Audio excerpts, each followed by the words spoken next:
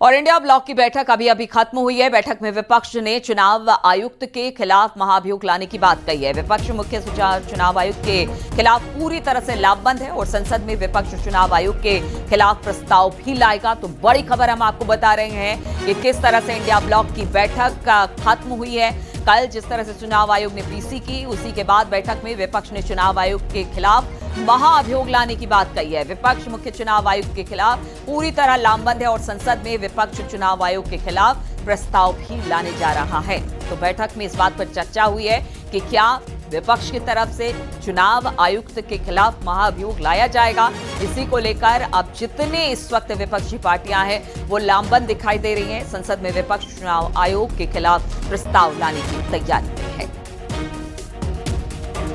बातचीत करने के लिए अनूप गुप्ता फोनलाइन पर हमारे साथ जुड़ गए हैं।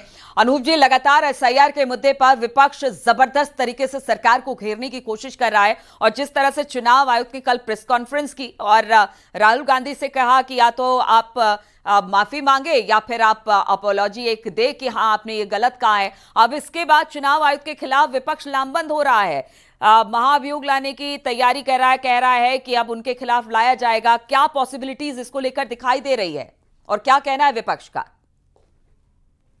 इंडिया ब्लॉक की बैठक हुई थी और जिस तरीके से कल इलेक्शन कमीशन आक्रामक तरीके से जो विपक्ष के नेता लगातार वोट चोरी को लेकर आरोप लगा रहे हैं, उस पर आपने देखा होगा कि ज्ञानेश कुमार ने बहुत ही तल्ख तेवर पे चुनौती दी थी कि जो आरोप लगा रहे हैं वो 7 दिन तक हलफनामा के साथ आप उस आरोप को सबमिट करें और अगर आप सबमिट नहीं करेंगे तो आपको देश से माफी मांगनी चाहिए और अगर आप सबमिट नहीं करेंगे तो इसको ये माना जाएगा कि जो आप आरोप लगा रहे हैं वो निराधार है। ऐसे में अब विपक्षी पार्टियां सीधे सीधे चीफ इलेक्शन कमिश्नर पर अटैक करने के मूड में आ गई है और यही वजह है कि हालांकि आपको बता दूं 21 तारीख तक पार्लियामेंट सेशन है, लेकिन अब इम्पीचमेंट मोशन लाने की तैयारी कह सकते हैं कि विपक्ष की तरफ से की जा रही है कि ज्ञानेश कुमार और चीफ इलेक्शन कमिश्नर के खिलाफ ही जो है वो इम्पीचमेंट मोशन लाया जाए। और उनका मानना है कि जिस तरीके से इलेक्शन कमीशन की प्रतिक्रिया रही उसको किसी भी तरीके से ठीक नहीं कहा जा सकता। यानी कुल मिलाकर आर पार के मूड में विपक्ष एसआईआर के मसले पर है। देखना होगा कि किस तरीके से ये इम्पीचमेंट मोशन जो है वो जिस तरह से पहले प्रेस कॉन्फ्रेंसेस की थी, जो इश्यूज उठाए जिस तरह से बात कर रहे थे वही टोन और टनर में ये बात कर रहे थे, ये बिल्कुल अनएक्सेप्टेबल है। कंप्लीटली इम्पार्शियल सीईसी चाहिए, इम्पार्शियल इलेक्शन कमीशन चाहिए और फ्री एंड फेयर इलेक्शन इस देश में चाहिए।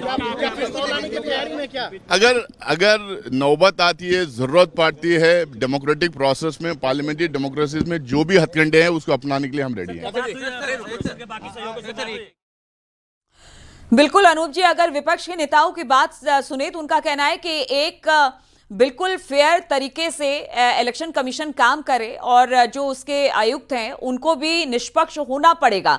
क्योंकि कल जब प्रेस कॉन्फ्रेंस हुई थी राहुल गांधी को 7 दिन का हलफनामा देने का वक्त दिया गया है और कहा गया है कि अगर हलफनामा नहीं देते तो माफी मांगे। अब उस चुनाव आयुक्त के इसी तेवर को लेकर और ज्यादा विपक्ष का गुस्सा देखने को मिल रहा है।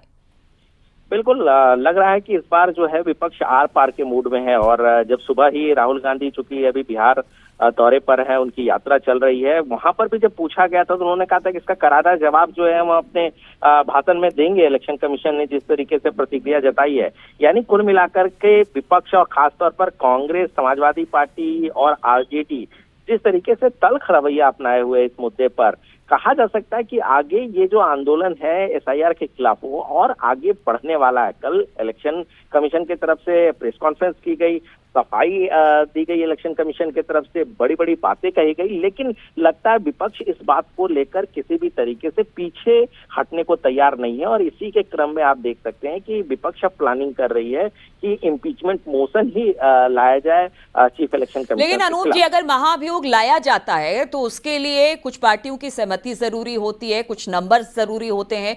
क्या यहाँ पर वो सारी बातें दिखाई दे रही हैं? क्या ये पार्टियां अगर चुनाव आयोग के खिलाफ महाअभियोग लेकर आती है तो कितना कारगर होगा ये? क्या इसको सदन पर रखा जाएगा या संविधान क्या कहता है इसको लेकर?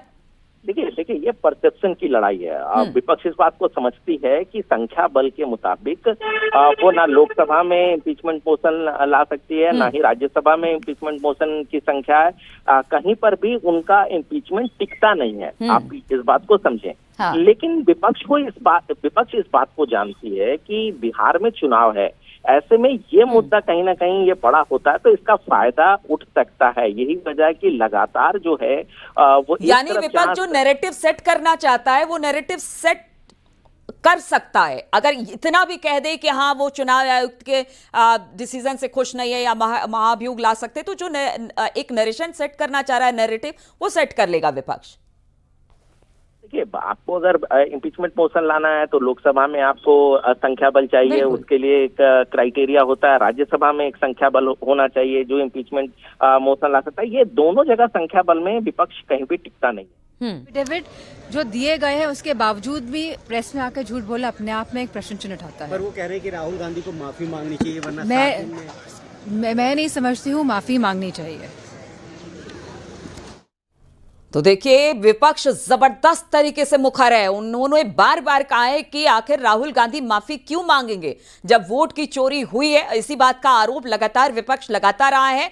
चुनाव फेयर तरीके से चुनाव आयोग काम नहीं कर रहा है और उसी को लेकर लगातार हमलावर है। अब ऐसे में अगर 7 दिन का वक्त राहुल गांधी को दिया गया है तो अब उसके बाद चुनाव आयोग की पीसी और 7 दिन की मोहलत, या तो आप हलफनामा दीजिए या तो माफी मांगे। और इसी को लेकर और जबरदस्त तरीके से इस वक्त विपक्ष का प्रदर्शन देखने को मिल रहा है। यहां तक कि अब विपक्ष महाअभियोग लाने की बात भी कह रही है। अनूप जी, बहुत बहुत शुक्रिया आपका हमारे साथ जुड़ने के लिए। इस खबर पर लगातार हमारी नजर बनी रहेगी। आगे जो भी डेवलपमेंट्स होते हैं वो हम अपने दर्शकों के लिए लेकर आते रहेंगे। और राहुल गांधी के वोट चोरी के आरोपों पर चुनाव आयोग ने 7 दिन का अल्टीमेटम राहुल गांधी को दिया है। चुनाव आयोग ने कहा कि राहुल गांधी या तो इस मामले में हलफनामा दे या फिर माफी मांगे। मुख्य चुनाव आयुक्त ज्ञानेश कुमार ने कल प्रेस कॉन्फ्रेंस में कहा कि राहुल गांधी के पास कोई तीसरा विकल्प नहीं है। राहुल गांधी कल बिहार के सासाराम में थे। सासाराम में अपने भाषण में राहुल गांधी ने एक बार फिर एसआईआर की प्रक्रिया पर सवाल उठाए। भाइयों और बहनों, मैं आपको स्टेज से कह रहा हूं कि पूरे हिंदुस्तान में विधानसभा के चुनाव, लोकसभा के चुनाव चोरी किए जा रहे हैं। और इनकी आखिरी साजिश यह है कि बिहार में एसआईआर करके नए वोटरों को जोड़कर, वोटरों को काटकर ये बिहार का चुनाव चोरी करें। और मैं और हम सब स्टेज से आपको कहने आए हैं कि हम इन्हें ये चुनाव चोरी नहीं करने देंगे। जब 1 अगस्त के बाद हमारी डेली बुलेटिन आनी शुरू हुई तो किसी भी राजनीतिक दल ने अभी तक एक भी आपत्ति दर्ज नहीं कराई है। तो क्या इसके 2 ही अर्थ हो सकते हैं। या तो प्रारूप सूची एकदम शुद्ध है, जो कि चुनाव आयोग नहीं मानता। चुनाव आयोग कह रहा है कि 1 सितंबर तक हम समय देते हैं, इसमें त्रुटियां हो सकती हैं, आइए सब लोग आइए इसको शुद्ध करते हैं। 15 दिन अभी बाकी हैं। 1 सितंबर के बाद अगर उसी तरह के आरोप लगने शुरू हुए तो जिम्मेदार कौन? हर मान्यता प्राप्त दल को अभी भी 15 दिन बाकी हैं।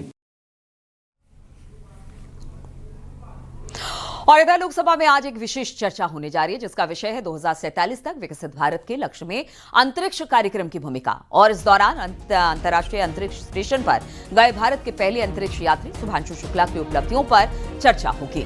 संसद में यह बहस भारत के अंतरिक्ष मिशनों और उनके भविष्य के दिशा पर केंद्रित रहेगी। चर्चा की शुरुआत दोपहर 2 बजे केंद्रीय मंत्री जितेंद्र सिंह करने वाले हैं। सुभांशु शुक्ला 18 दिन के अंतरिक्ष मिशन पर रहे और इस दौरान उन्होंने कई प्रयोग किए। कल ही वो भारत लौटे हैं जहां पर उनका भव्य स्वागत किया गया।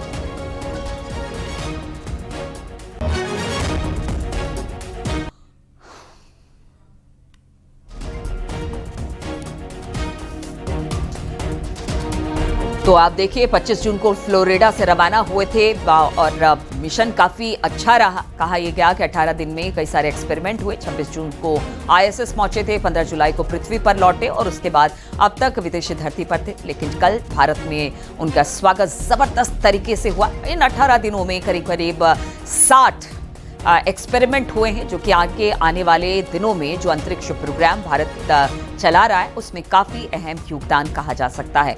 तो ISS मिशन में शुभांशु भारतीय ऐसे थे जो कि इसमें शामिल हुए, पहले भारतीय, और भारतीय वायुसेना में ग्रुप कैप्टन टेस्ट पायलट भी है। इनका चुनाव किया गया था इस मिशन के लिए। 2000 घंटे से ज्यादा की उड़ान का इनको अनुभव है और इसी वजह से इनको चुना गया। फिर एक लंबी ट्रेनिंग हुई, उसके बाद 18 दिन स्पेस में रहकर जब ये लौटे उसके बाद अब इनका भारत में पदार्पण हुआ है। और आज अंतरिक्ष प्रोग्राम भारत का आगे किस तरह से चलेगा इस पर चर्चा होनी है। दोपहर 2 बजे से ये चर्चा शुरू होगी कि आगे आने वाले दिनों में भारत किस तरह से अपने अंतरिक्ष प्रोग्राम को आगे लेकर जाता है।